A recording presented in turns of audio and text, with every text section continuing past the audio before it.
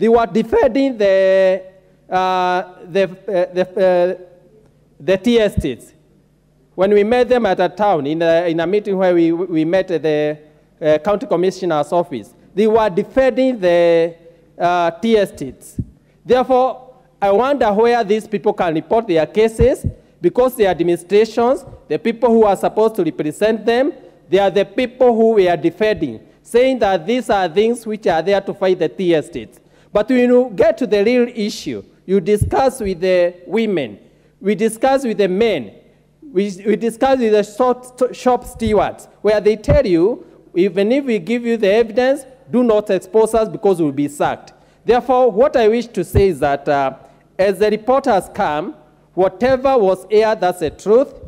That guy called Bochek, whatever, is a guy who was an employee. He used to practice sexual harassment to women. He was later given the contract now to be the person who was outsourcing the labor for those companies. Therefore, he continued. And I want to prove that guy is still working there. Therefore, what I want to say is that those people are helpless. The government is doing nothing. The administration allowed Kericho. We can't say they will help those people. The DCI, the REBA, they were defending them.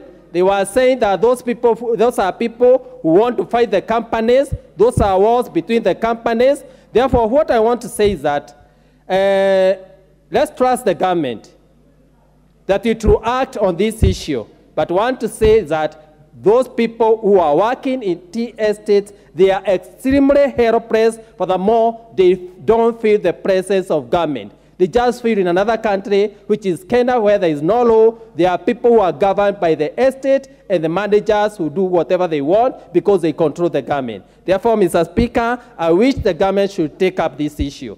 Should take up this issue seriously and help our people in those tea estates. Thank you, Mr. Speaker.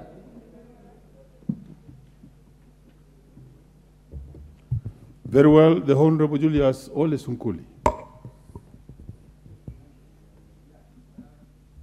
Mr. Speaker, thank you very much for this opportunity. And I speak about Kericho because when I first became a magistrate, that's where I was posted. And the lifeline of Kericho is the tea estates. Without the tea estates, Mr. Speaker, there is no Kericho. The Kericho, I think, today is one of the most beautiful places in Kenya. You compare it with Limuru, which is also very beautiful. And the economy of Kericho has always been the tea estate. And it has not just benefited the people of Kericho in terms of employment. Many people in the South Rift seek employment in Kericho. And I think, Mr. Speaker, it is very, very important that we make this point because this report that has been tabled shows that there has been a problem, and there is a problem with respect to those who go to seek employment in Kericho. And I want to urge the people, the management of the estates in Kericho, whether they be James Finlay, George Williamson, or the successor of Unilever, all those big estates, I want to beg them to take responsibility over these issues. Even before the policemen are invited to this investigation, the estates themselves should look into this matter, because that is the place, the destination of many of our people, and the livelihoods of our people rely, on these estates. And Mr. Speaker, I want to urge the honorable members that if we want our people to continue working in Kericho, in the tea estates in Kericho, let us desist from thinking that one day when we subdivide the estates in Kericho, life will be better. In fact, it is like going to slay the chicken that lays, or rather the goose that lays the golden egg. I personally stand to say that let us protect the estates the way they are. If you leave it to these to our people, Mr. Speaker, many things happen. In Kericho itself, another employer, used to be called Tea Hotel, was very good when it was run by those estates. Then our people agitated and said, we want these companies to be out of Tea Hotel. And that was the jewel of the South Rift. Today, there is no Tea Hotel. Our good African people messed it up. If you open up this idea that we want to remove these estates and give it to Africans, they'll go and make them small, tiny things, and you will not even be discussing about this today. I know that there is a problem.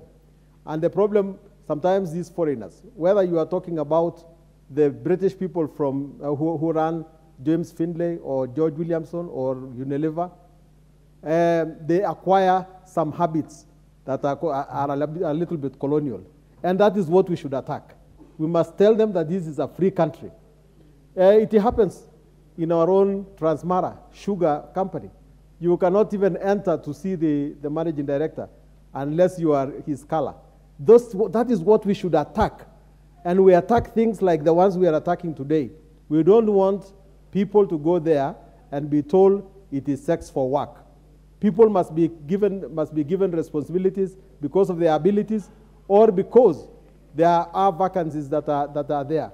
Kericho is large enough for all of us. And I want to say, Mr. Speaker, that this motion has brought up these issues. I hope that they are listening. I hope that they will retain the dignity of the women, but also that the honorable members, as they speak, should not ever want to destroy the nature of Kenya. Because today you will say that we subdivide Kericho, and then the next time you want to subdivide the Masai Mara, and then you want to subdivide, I think we should retain as much as possible our big estate, because we are a capitalist country. With those remarks, Mr. Speaker, I support. Very well.